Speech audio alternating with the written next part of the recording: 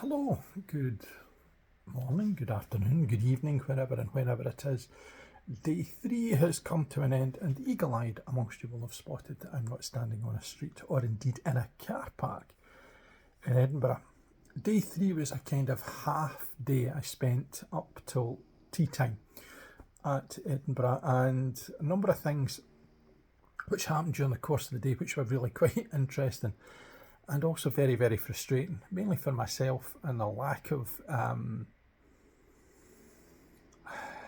efficiency, mainly on my part, that led to the day being quite an interesting one. First of all, there's a theme emerging this year which I've not seen before, which is garments on floors, as in streets. I've already spoken, I think, on day 1 of me wandering about Edinburgh and coming across a pair of jeans lying in Niddry Street. Well, on day 3, I found a pair of jogging bottoms lying on the floor. I don't know what this particular craze might be or what particular conspiracy theory it speaks into, but that was in itself strange. But the strangeness probably continued in terms of my own inability to book tickets properly and sending out dates that are not quite on point. And it's led to a number of bits of confusion, and therefore, most importantly, particularly for day 3, again, my gratitude and thanks to those unsung heroes within and heroines in all of the media departments who've been able to see past and support the artists in their buildings. Now, once again, I'm going to say something which is it's completely critical of Edinburgh Fringe, and it's one of the things that really does bugbear me. I've got another email that's telling me, week 1's come to an end, integrate. Dear reviewers, this is why we want you to send us your review. Guys, this is the reason why you should be trawling through all the reviews, because of the support that you should be giving to these artists. If the Edinburgh Fringe Festival organisation is for something, it should be to support people, not to take the money off them for putting an entry into the huge booklet that comes out every single year, but also finding something practical that can help them. And one of the things that would be a great help is if there were dedicated people whose jobs were to go around and make sure that those reviews that were being published all over the place, instead of asking individual voluntary reviewers and organisations who have less public funding than the Fringe Festival does to actually do a job, to take that responsibility on yourself, so that what you get is you get a range of reviews up there. And of course, one of the issues for people who work for Fringe Review is that we don't use stars. So we don't fit your bleeding form. So people can't get access to our reviews on that particular website because we don't use your bleeding form. Because we don't use stars. So therefore, it won't fit. And on that basis, it means that many, many other organisations are losing out, and individuals. People who are looking for recommendations ain't got access to all the information. And when that's the case across the whole of the festival, whose responsibility is it? The performers and their organisations, the reviewers who are coming in order to support, or the principal organisers. And I think I've worked out who it is. Now, also, what happened to me on day 3, and it is a first world problem, it's hardly a problem at all, but it was just serendipity. I had asked to go and see a particular show at Gilded Balloon at 4 o'clock in the afternoon. And the night before I checked, as I do, I am quite diligent about these things, which is really annoying because the mistakes that get made are simplistic and simple, but also annoying because they actually are mistakes and they tend to be mine, which is annoying because of the amount of times that I check and I recheck and I recheck and so on. And honestly, I do. But on this occasion, the night before I went, I checked to make sure that all the shows were where they should be. Because one of the things that does happen frequently to me is I want to go on a particular day, I want to go and see a particular show, and it's not on that day. So I'd checked the night before and this show disappeared. Wasn't on the edfringe.com website at all. Couldn't see it. So I thought, nah, I've got a hole in my itinerary. And I spotted something at a Greenside venue that I thought that would be really nice to go and see. So I sent an email in the evening to say, look, I've got an opportunity here. Is there any way I could have a press ticket? Now, it was late on at night, so I didn't expect a response. So on the day, the following morning, I'm out.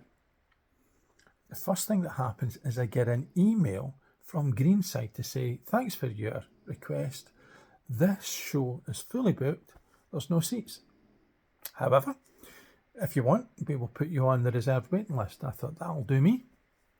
I will send an email, which I did, to say that's a fantastic thing to happen, and it is. Any show that's got full house signs up is a joy and a wonder and great and brilliant. Nothing to be upset about there. Don't need me to review it. Couldn't be better. Happy to be refused entry. So I sent the email, said I'll sit in the waiting list, and if it happens, it happens. It doesn't, it doesn't. All good. And then came the ticket for the Gilded Balloon show. The one that didn't appear the night before. And I thought, oh dear, or something similar. So I thought I better contact Greenside and say, look, this has happened. So I did, and I said, look, I'm really sorry. It appears that this has happened. Well, no, what I said was I've been asked to, there's something else come up that I'm going to go and review instead. So no problem, thank you very much. And I got an email back saying, almost immediately, very, very efficiently, that's okay, great, thank you for letting us know. So I rock up to the Gilded Balloon, have a wee seat. I was a wee bit early, and I eventually realised there's not a queue forming outside where it was meant to be. So I get up and I go to one of the front house people, who are obviously always very, very nice, very, very helpful, and said, here, I'm here for this particular show, to which I was told, awfully sorry, it's been cancelled because one of the performers, I think, is unwell.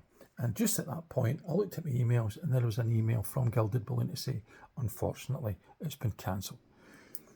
Which obviously other people had got before I did, and therefore hadn't turned up in order to form the queue. So not one, but two shows that I tried to book into, and was unable to get into either. However, the other thing that happened was that I thought, right, I'm away home a wee bit earlier than normal. The most important show that I was going to see that day was my own daughter's dance show in Glasgow, so I was hot-tailing it back across the M8 to get to that. Got in at my car, had a look round, and realised I didn't have my phone. Well, to be fair, I actually realised that after I'd left. Got out the car park and was driving on my way to Glasgow. Hadn't left the city, hadn't left close by the Meadows, so phoned in, because I have both a work phone and my own phone, to discover that it was in the box office at Gilded Balloon, and they had kindly put it there for me to come and collect. So I drove back, had to park my car at a place that perhaps was not the most optimum place to park. Ran in, leaving it looking as though I'd been chasing somebody in some sort of American film, to find out that there was now a meeting ongoing in the room in which it was parked, and I was going to have to wait until it finished. Sweat a little bit in case somebody saw where my car had been parked and I was going to get some kind of fine, but eventually got it because I was able to prove that using my finger I was able to open the phone, and therefore the one that they had and were holding for someone to come back and get was actually mine. So, dear drama. And not only that, as I've been talking about in the morning, the idea of going back and doing reviews was important, and I've managed to now do that and update them and ensure. The most important aspect of it all is that we're a critical, positive friend, not that I'm trying to get some kind of reputation for being the slaughterer of bad theatre. Not me at all. So, Day 3 done. Day 4 is within the next 24, 48 hours, which I'm looking forward to. I'm sorting out press tickets. And yes, I've sent a bleeding email to one to say, please can I come and see? And they've come back and gone, it's no on that day. And another one which says, which date is it you're asking for? And also one where I have been refused the opportunity of going in, but more of that perhaps later on, depending upon its resolution, because there are things happening which seems, again, first world problems.